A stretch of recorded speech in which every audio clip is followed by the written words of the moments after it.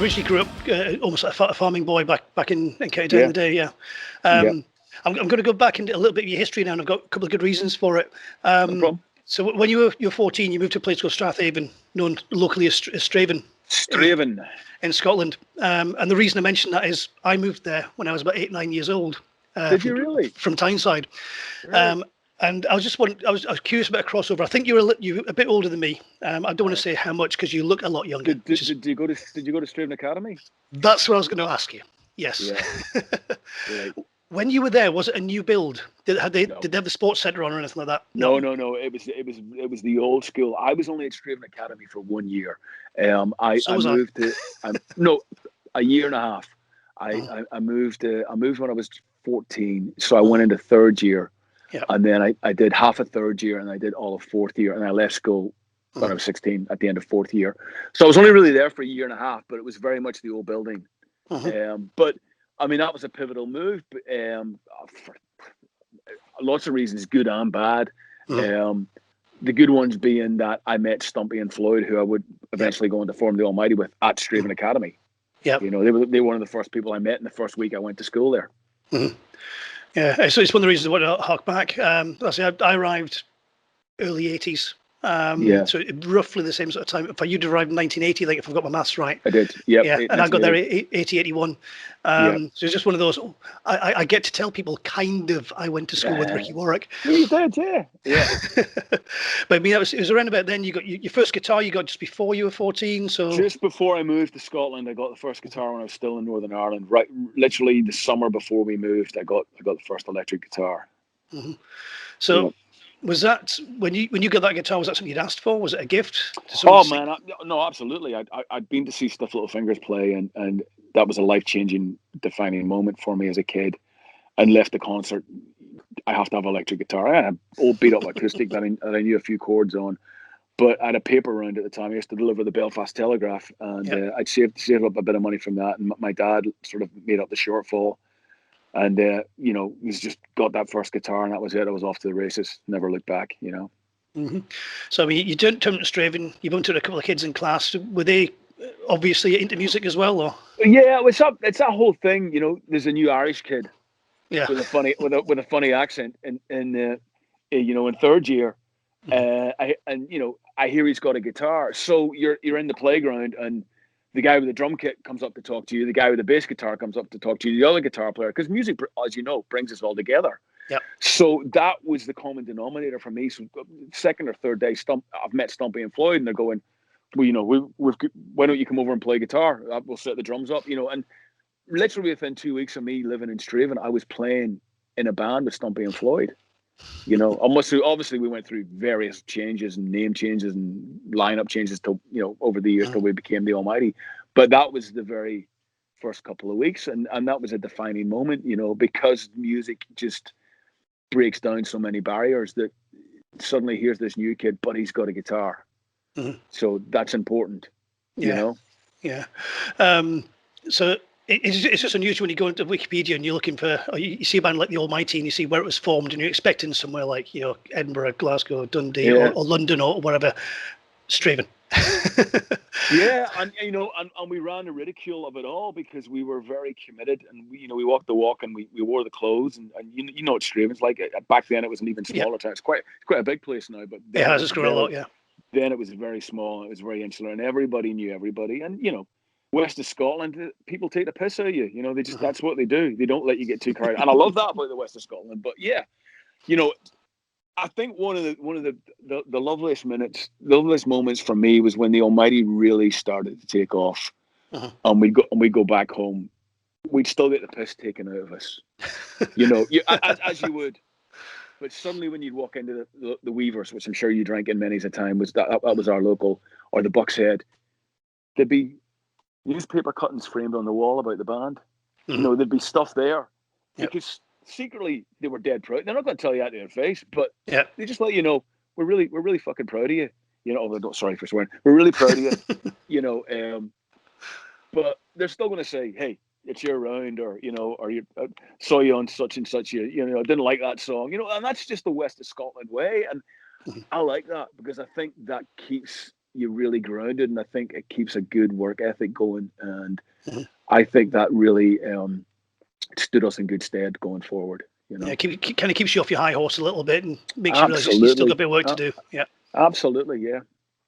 I mean, if I'm again, I think I got my dates correct. So you band forms in 1988. Within 3 years, you're touring with some really big bands. You toured with Motorhead. The first time I saw you was in '91, touring with Megadeth, who at that point were touring with Rust in Peace, which was like one of the best albums of all time. So the first time I see you, a little bunch of upstarts turn up on stage, and you're like, and I can still remember it. 1991, Newcastle City Hall. And I think you played Barrowlands in that tour as well, and I saw them on both dates. So my Barrowlands, and a couple of nights later at St George's Hall, so I saw you a couple of times. Yeah. Again, the Motorhead, I'm pretty sure I saw you the Motorhead tour as well. That was just about the time I started going to gigs. That was such a big jump. I mean, how did it feel? That's a short time, 2-3 years. Look, you know, when it took off, it really took off, and it was insane, the speed of it. What was really good about the Almighty was the fact we were from Straven. Mm-hmm. We weren't from Glasgow. We weren't part of any scene.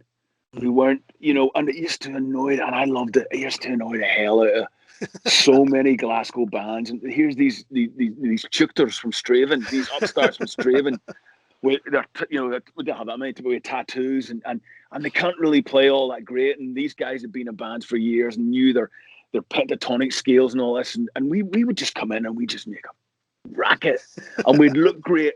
And we had the attitude and the swagger to back it up. And the same thing, we'd go down to London. We used to call it our Viking raids.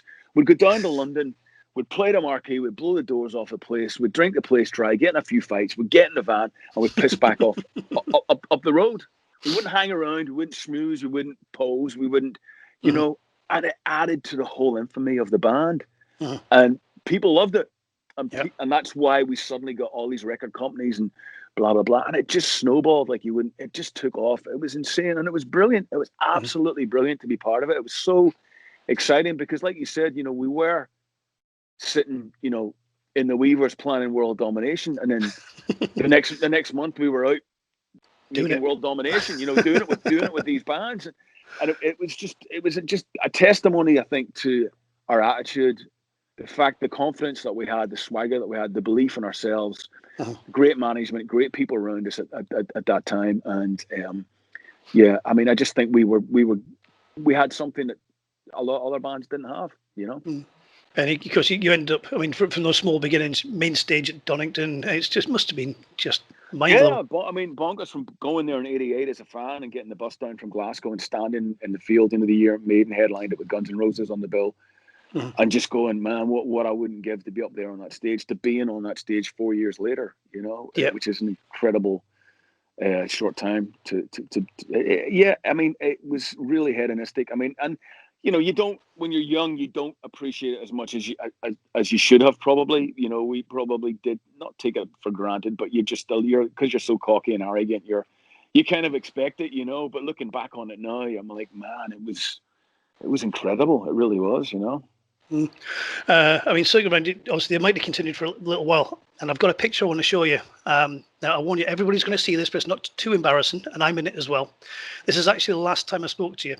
I'm just going to share this, which I think it will show up on the recording. If not, I'll edit it in later. Sure.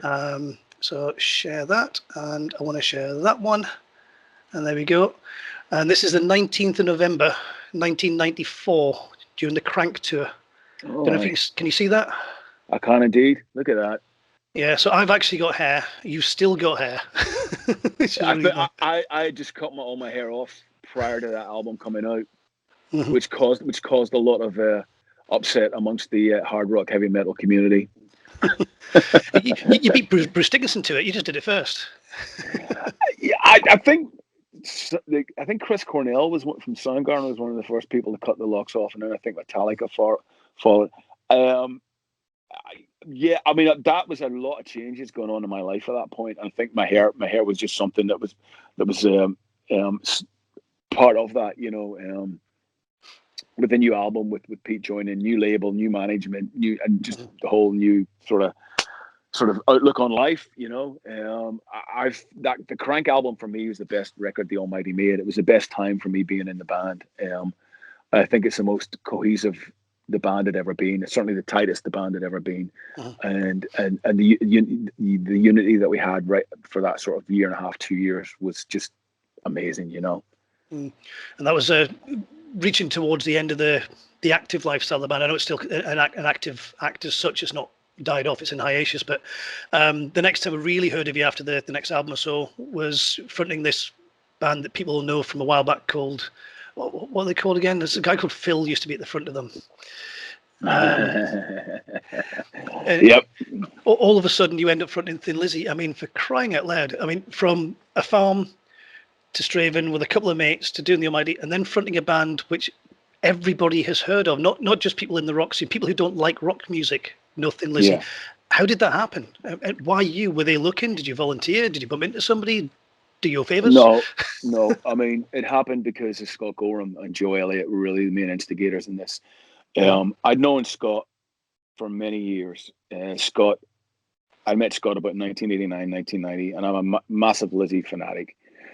And Scott and I became friends. And then when I was doing my first solo record, Tattoos and Alibis, in 2002 with Joe Elliott, we both said, well, wouldn't it be great if we got Scott over to Dublin to play in a couple of tracks? And I flew Scott over, and this is the first time Scott had heard the solo stuff and heard me really singing in a different way that I had from the Almighty. And he was supposed to play on 2 tracks, and he ended up playing on half the album. And you know, Scotty was great. So that comes out 2003. I go off. I do the solo stuff for about 7 years, which was a lot of fun. Toured with Def Leppard, Cheap Trick, and all over the world, and it was great. And then 2010, I just get a phone call out of the blue from Scott, and I just think he's calling up just to see how I am because, like I said, we were friends. And he's like, I'm putting Thin Lizzy back together. I think you're the guy to front the band. Are you interested? Would you be up for it? And I said, absolutely. Of course I would be. So that's how it started. It was just a phone call from Scott Gorham. I mean, it was no auditioning. There was no. I mean, look, if I had to audition, if he said, I want you to audition this 20, I wouldn't have done it. Not because I'm egotistic or big-headed. That's not who I am, But Scott knew me, and he basically said, "It's yours to lose." He said, "We'll have a rehearsal. I know you can sing those songs. I know what you're capable of. Unless you're really terrible in the rehearsal, it's not going to happen." And so we did. We got together in London. We rehearsed. We ran through about 8 or 9 Lizzy songs, and of course, it went really well. And Scott went, "It's yours. So let's go." Do you find that your singing style? You mentioned that your voice is different from song to song, which highlights on your solo material as well. Do you find that sometimes you're doing a bit of a limit when you're singing the Thin Lizzy songs? Do you find you kind of sing it almost in style? No, you have to. Of course I do. There's no point in going out as Thin Lizzy and then me singing those songs completely different to the way Phil would sing them. What's the point? You want to hear those songs as close as you can possibly get to how Phil presented them when he was.